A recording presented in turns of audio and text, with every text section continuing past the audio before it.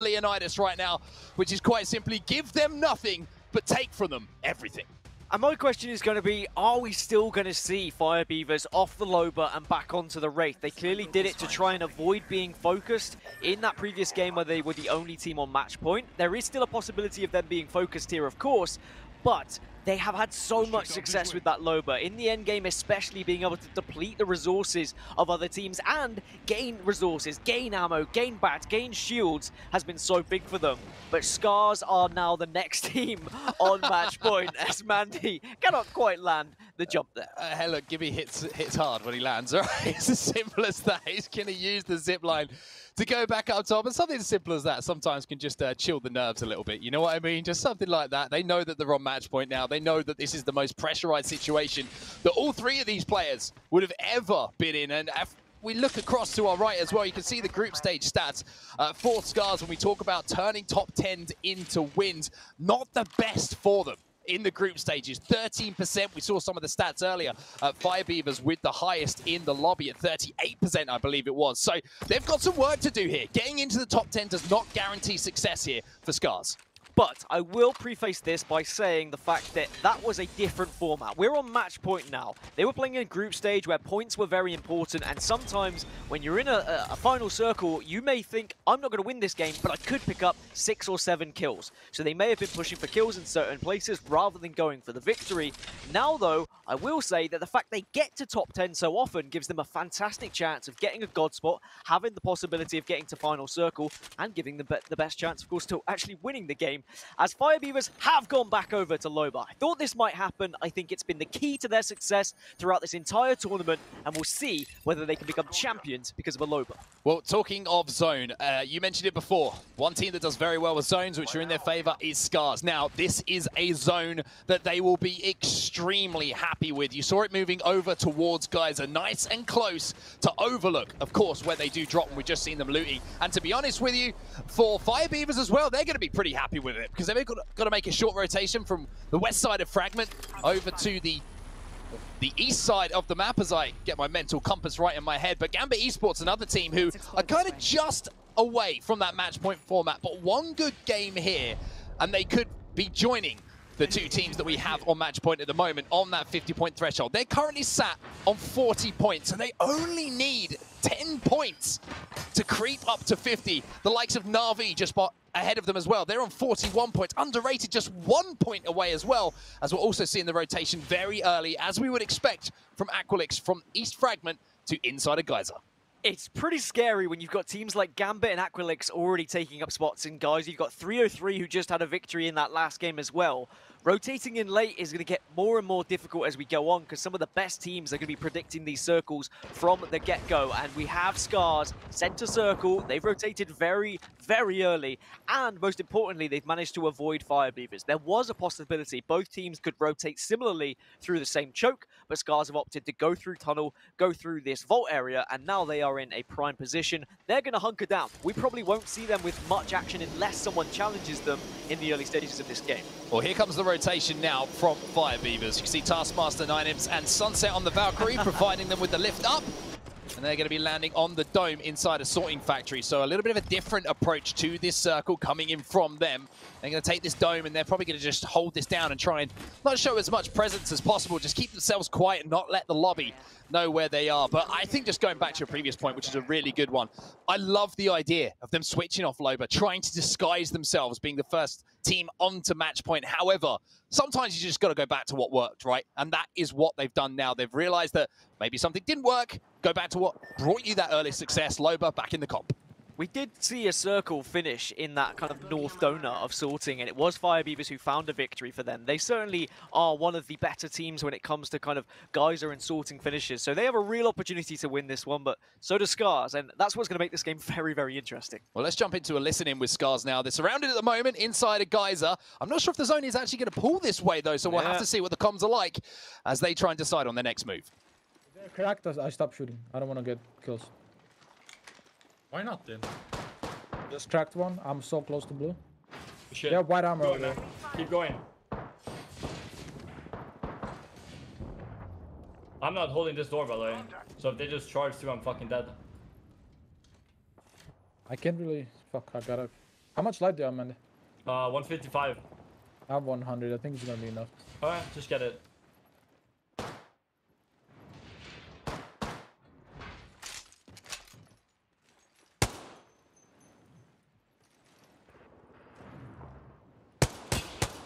One bullet. Got it. Okay, how many cells do we have? I'm gonna use 3 here, and I'm gonna have 5. I have 6. I have Do you want 10. extra? Shield cell. Oh, never I mind. have 2 Just take touch in. bats. I have 0 bats. I'm gonna I drop have my 0. bat. How much stealth you have now? I have 8. 7. 6. Okay, good. Okay, I'm gonna try and get purple, but I'm gonna do it so fucking safe that I'm not even gonna like get close to knocking someone. Oh yeah. Bro, if you can knock him, bro. Please. No, no, no. Don't like- Are you crazy?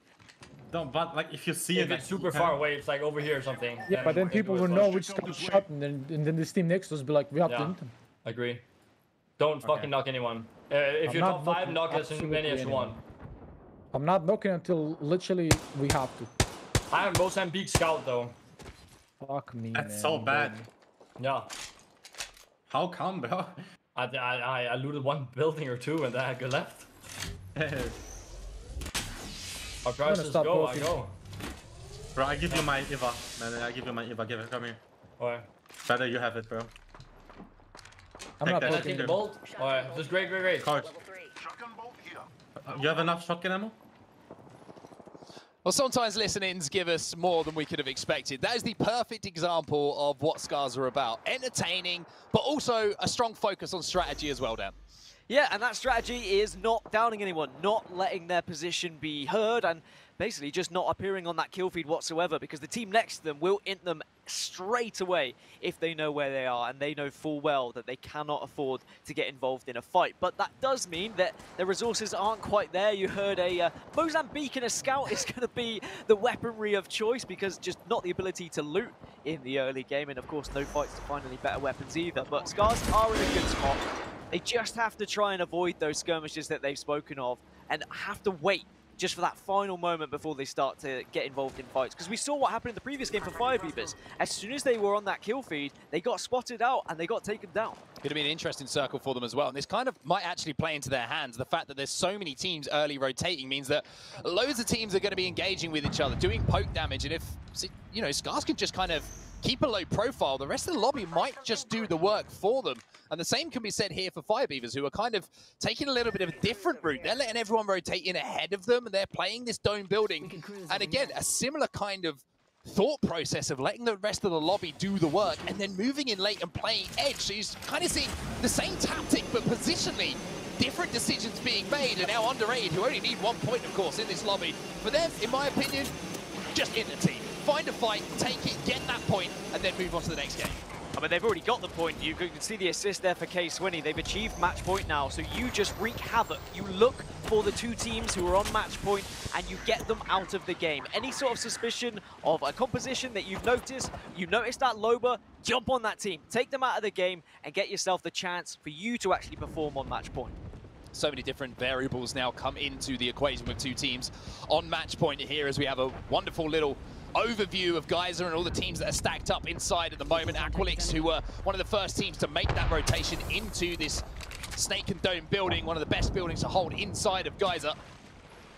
Currently just scouting about at the moment. They're just looking to see if he can find any angles, find any kill points. Just a reminder that Aqualix are currently down in 7th spot. They need to get 14 points on the board to hit that 50-point threshold to get onto match points themselves. So you are going to see a little bit of aggression from them, and Dell is trying to put his foot on the gas.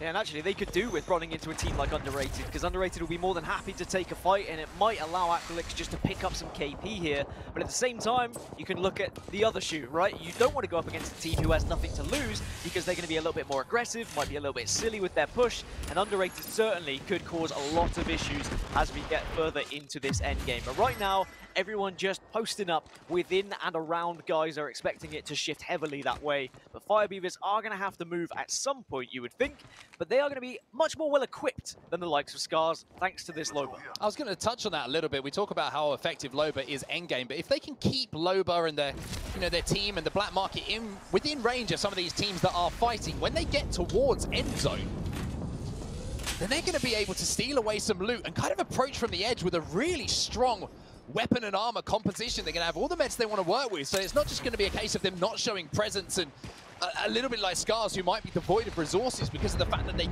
did themselves in a good spot, but they're going to be able to fight very, very effectively as well. As Aquilix now are going to be looking for some kills, as the shots are going to be coming in from Dell as the team try and come through the portal. And maybe he's going to be moving in here just to try and steal away from some of these resources himself to bring back to the dome.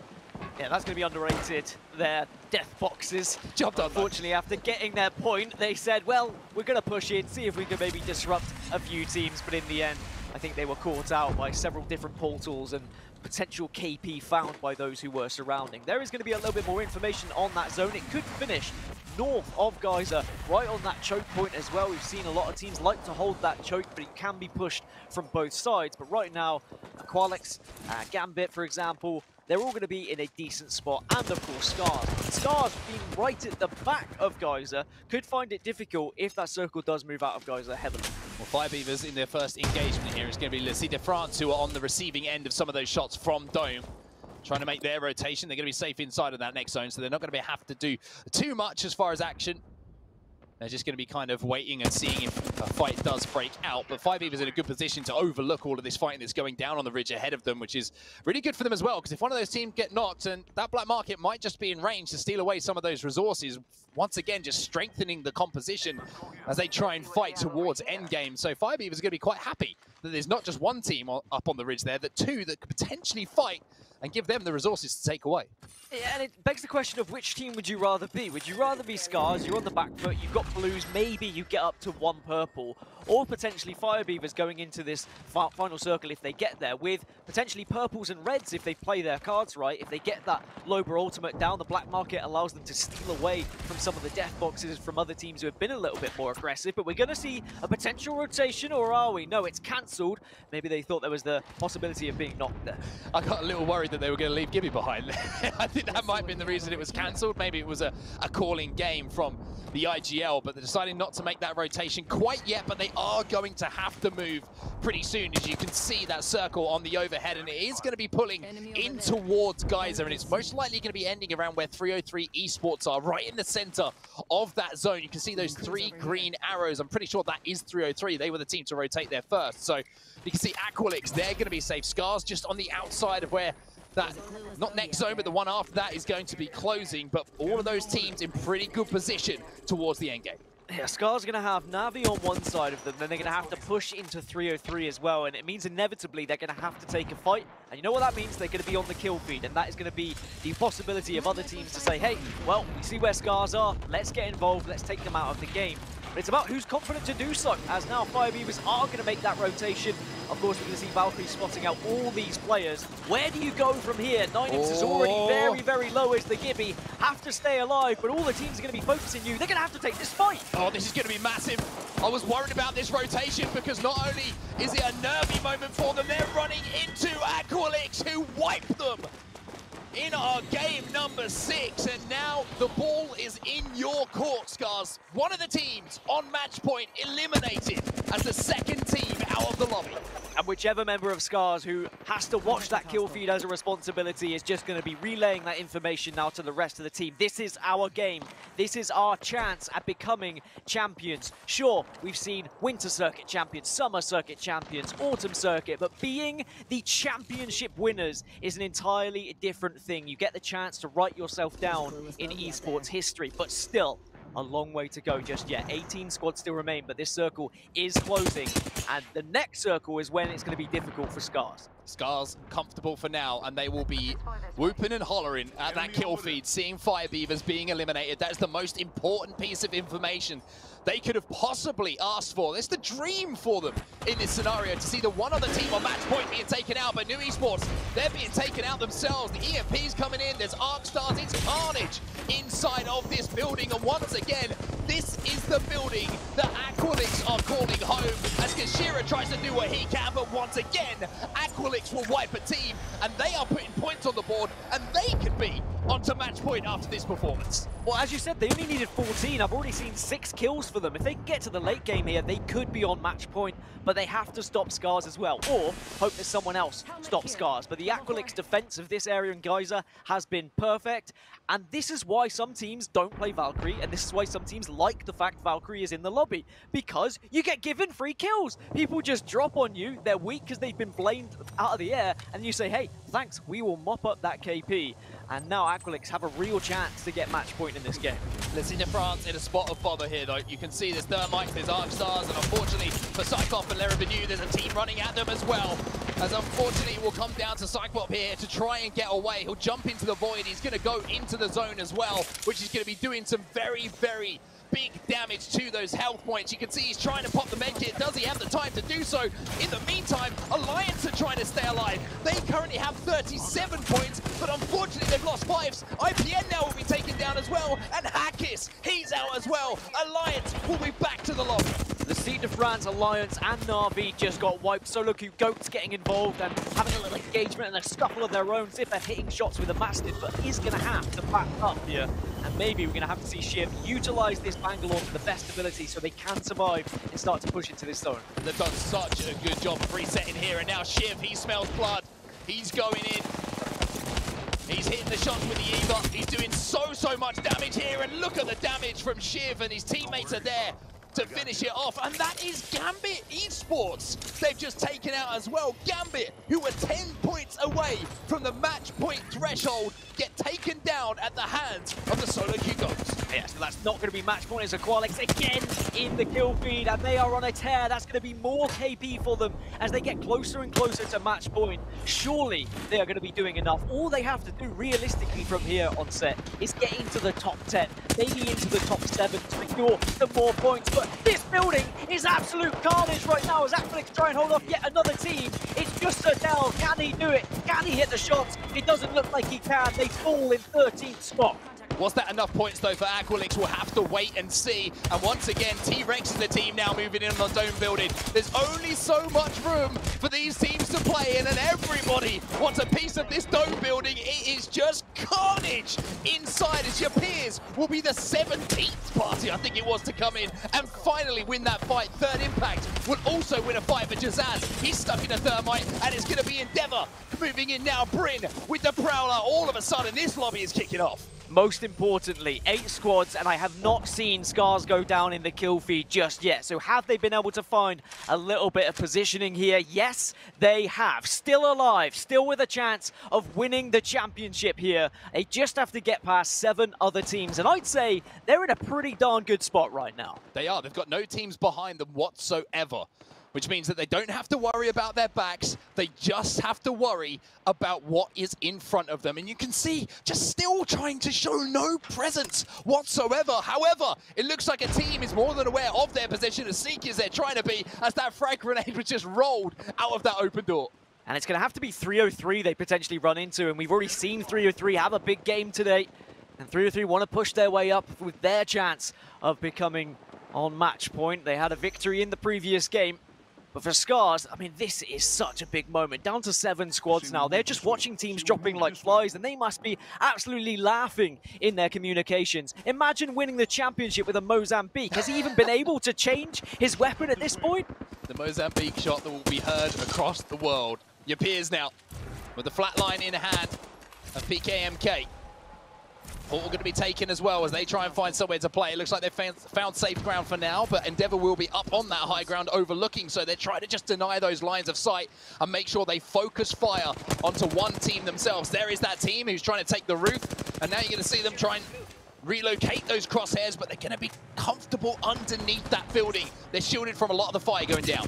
2 up to purple now for Scars. They've done the job of rising these Evo shields. As this circle closes, they just need to make sure they find a spot within it. $250,000, $250,000, or just over so, potentially here in this final circle, if they can manage to get through these 6 teams. Taishin with the missile strike is going to do a lot of damage, and although they don't get the kills, that might give them to someone else, which means one more team eliminated. We're down to just 6 now, and Scars Europe have the opportunity here to write themselves into Apex Legends history. Not just Apex history, esports history. The amount of money they could win here would be absolutely unreal, life-changing amounts. And all they have to do is kill 5 other teams, but they have popped up on the kill feed for the first time. Other teams will know full well they're still here, but only 4 other teams they have to get through. 4 teams remaining. Scars desperately Oh, hoping no! that no one's going to be there to take advantage, but there is one player, and now Mandy and Taishin have to do something that only miracles could believe to stay alive here. They do so for now, but now they've lost RPR, their Wraith, and alerted the rest of the lobby. This could be the end here for Scars. Surely 303 in this. Yes, they do. Paradise comes in. He'll take down 1. They have to take advantage of a weak Scars. The rest of the lobby needs to gang up here on Scars. Cannot allow them to just maintain and try and survive as a 2. And you can see all the teams trying to get involved, trying to mop up the pieces of Scars Europe. Mandy is the last remaining player as a Gibby. He goes down. We're going to Game 7. We are going to a Game 7, 303 Esports with the high IQ play to make sure they took out Scars. And now 303, who recently won a game, of course, taking out Scars in the final moments. Once again, right, a page in history that Scars will not want to see. 303 in the kryptonite at the moment to Scars, as now Endeavor moving down from that high ground and found themselves a place to play. Now you've seen Scars drop out, you take advantage, you try and get closer to match point yourself. We have a lot of teams here who are quite low down in the leaderboards, but a big game with a lot of KP, you can push yourself up and just get closer and closer to that match point possibility. We've already seen 303 win a game, but they're still 27 points off of that match point. So they'd still need a lot of kills alongside a victory here as this circle begins to close and carnage about to unfold. A few seconds of calm just before all of these teams are forced in by the zone. Blast will get a knock here for Endeavor. They're going to move. They might be able to take roof control here, which would be absolutely vital towards the end game. Unfortunately, Noisy is going to have to slide off as Blast will finish off that KP. 303, of course, going to be sniffing around inside of the building, waiting for their moment to strike, and here it comes. The portal's going to go down. It goes for the kidnap. I'm not sure if he caught someone. It doesn't look like they did, but now they're going to have a portal up to the roof. The final moments of this game as we're down to just 2 teams. They can't enter because of the portals as well. They're just going to have to nade, do as much damage as possible here, and maybe try and take the high ground. There's the first knock, though. 343 fall, and Endeavor take their first game here. Champions of game number 6, but the big story